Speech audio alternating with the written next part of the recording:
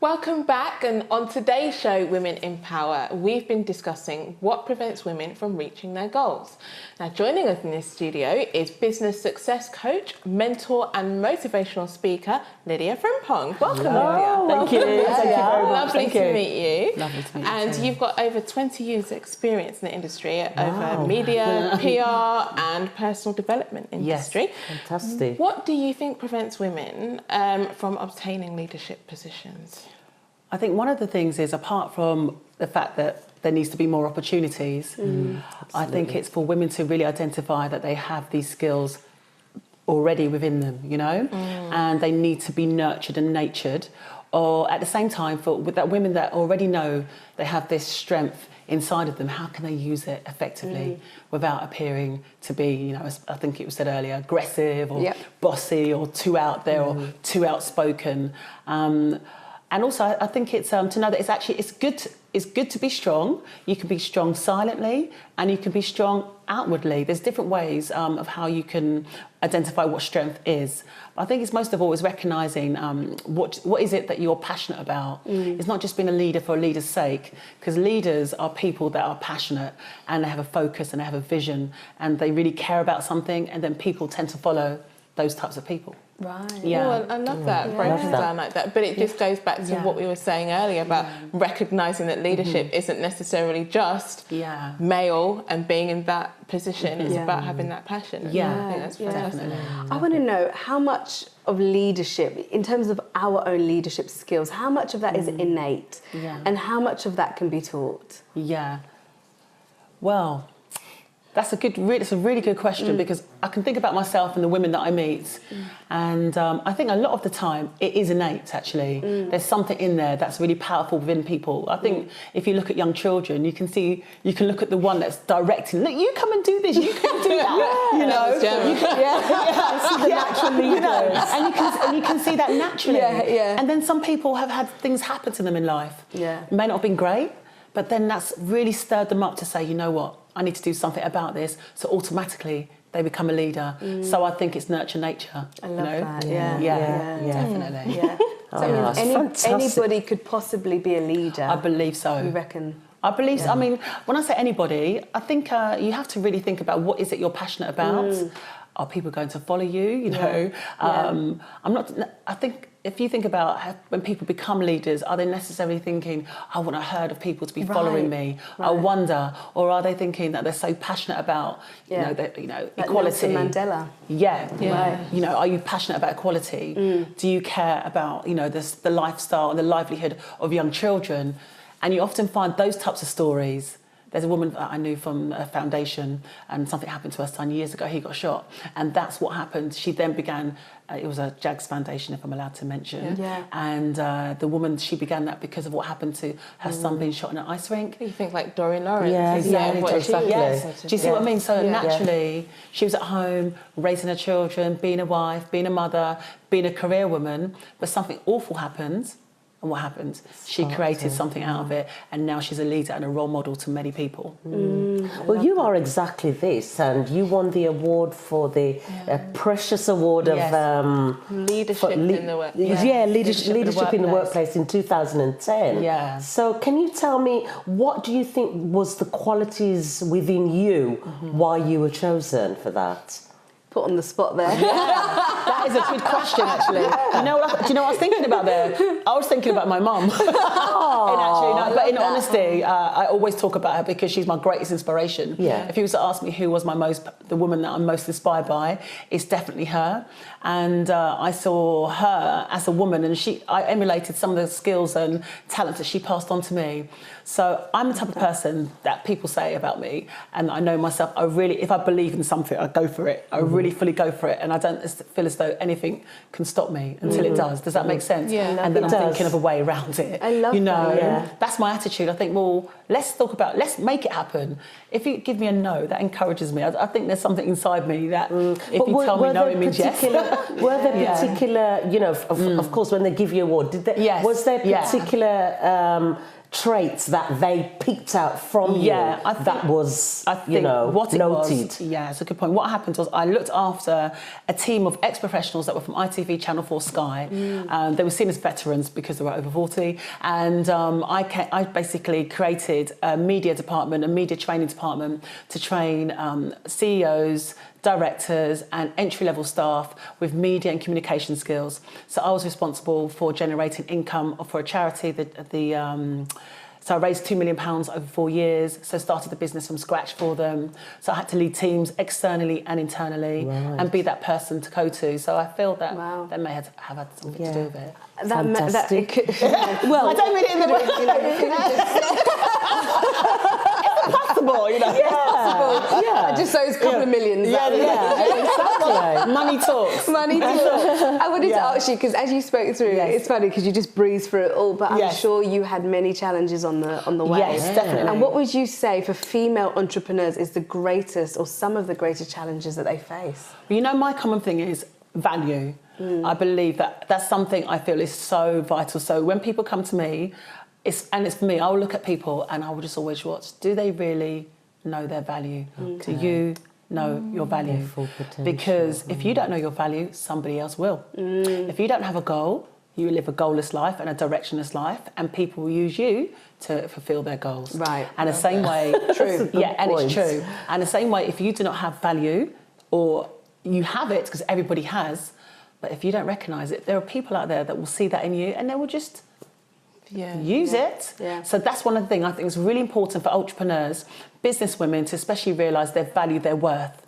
Not to compare, because that's a theft of joy for starters, and is to recognise what's great about me and what can I build upon. Does that make sense? Because we grow every single day.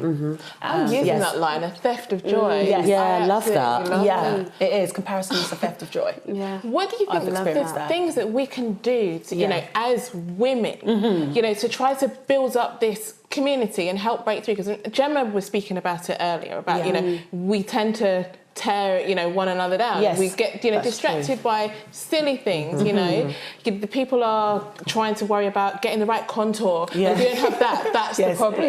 Instead of breaking through, because it's such a male-dominated. It has been a male-dominated world for so long. Yes. And for people to kind of break out of that, it's kind of hard for people to change their mindsets overnight, even though it's been a long time. What the kind of things do you think that we can do as women to come together to help break through? Because there's power in numbers. Definitely. So how can we, instead of being so scattered and people trying to tear someone down when someone gets up, how can we work together to build one another up? Okay. I mean, that can come with networking. Yeah. It can come through mentorship. Yeah. It can come through just getting together great shows like this, because women can queue into shows like this and learn from yourselves and the people that you invite into the show by listening and by watching other people's success and not looking at it as a way to put you off, but to say, I can do that, if not better. If not better. And I believe women need to come together. We need to support each other more rather than tearing each other down. That's right. I love it when I see strong women. Yeah. And I think it's fantastic that when a woman knows herself. Yeah. But I've also witnessed women also observing other women thinking, who does she think she is? Yeah. Who does she think she is? Yeah. Why is she rocking a male suit? Yeah. Why, it's tearing down every single thing about the woman for where she's got to in life. Yeah. And there's a saying, I'm not saying I'm perfect, but there's a saying that says, look, be careful how you judge people because you don't know the story behind the scenes. You don't know the story behind the makeup. Yeah.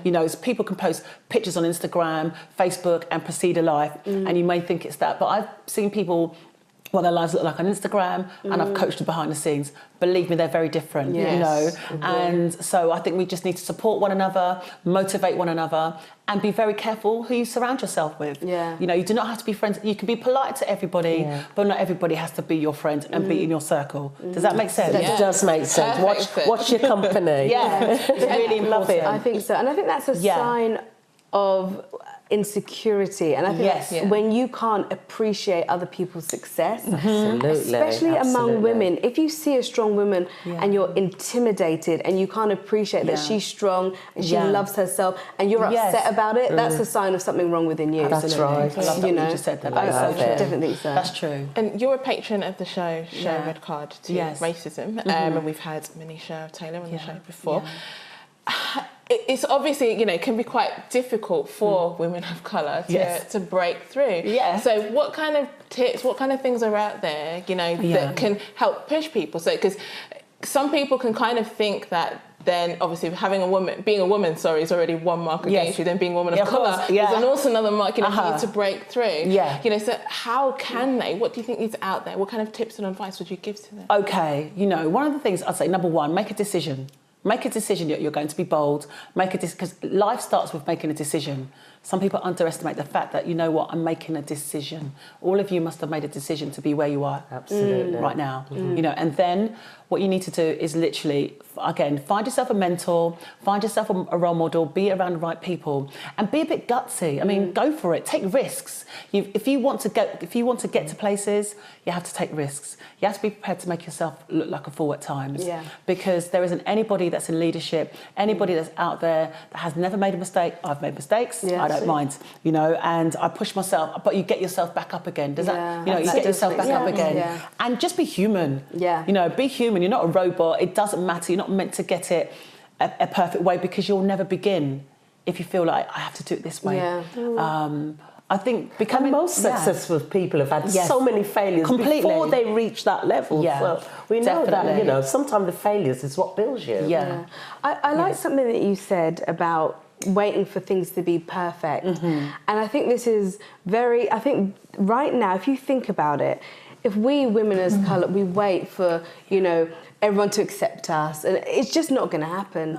And if you wait, you're never going to do it. And I love what you just said, because it's like, when you said so many people in leadership have done something gutsy or something, sometimes it's just the fact that we as women, because we're so cautious as well, and it's like we want to weigh it up and take, and sometimes men are not doing that. They're like, no, just go for it, let me take the risk. And sometimes that's what's holding us back. Definitely. There was one of the girls I was coaching, I won't mention her name, and she had to go for a job, and my friend of mine's boyfriend happened to be in recruitment. Again, I won't mention his name. But he just said, just go for it. Just tell them what they're asking for. Tell them you've got it, and then show them what you've got in the interview. What are you waiting for? Simple. She was sitting there thinking, oh my gosh, I need to reach 10. And so some men may be about number 4 on the list, but it won't stop them. So what's the reason why? I think we have to accept that we are made up differently. Does that make sense? We might be sensitive, or we might think things through. We might feel emotionally attached to the decisions that we make. That's all great, but embrace that. Know that you're about that. But then this is where I think you asked me earlier on how it can be nature to become, a leader. Then if you realise that, go out and get some skills. There's training, there's development. Exactly. The day you stop learning, it's a day you have to get your songs ready and get your outfits on. This is it. Get your outfits on. We will always be learning. I love that about as well, not waiting, because especially in this day and age, with technology on our side and the way that we're able to communicate and tap into so many different streams, and I think people forget that we have that power. And when you look back in the past at the things that people achieved minus technology, so if you look, even if you, in America, the civil rights movement, all the things that they had to do and were able to achieve without having mobile phones and Snapchat and Instagram to be able to spread the message around, and they did that. They did it. So it's something that we really do have to tap into today, especially as community, a sisterhood thing, which I think is really... We have to support each other. Absolutely. They'll have to, there's lots of awards out there. There's like the Precious Awards itself. That awards raises the power and the essence of what Black and Asian women are, basically women of ethnicity. And that was amazing to get that award. And I felt that did give me a bit of, that's amazing. It can be done. It's proving it. And I was really proud that my mum was there, to see that. But, because if you think about it, when you spoke about back in the, say, 70s, when the Afro-Caribbeans and Africans and everybody was arriving here, or the late 60s, it was different then. Yeah. And my mum and my parents did so much. So I look at them and think, wow, if that's what they did back then how much more can we do now? How much more? The way for us, they paved the way. Yes, they and it did. doesn't mean to say that we don't have challenges. Yes, we do. I think it's about being honest and saying, but I want to do something about it. Rather than moan about it, I've got no time for complainers. It just absorbs my energy, and I just have to just love it. Start looking somewhere else. Don't just complain about it, be about it. Yeah, exactly. That's so important. Just run out of time. I can talk to you. Having you. Thank you. Thank you very much. No, thank you so much for joining us. It's been fantastic. We're going to take a short break, but please don't go away, as we'll be right back with more on Women in Power.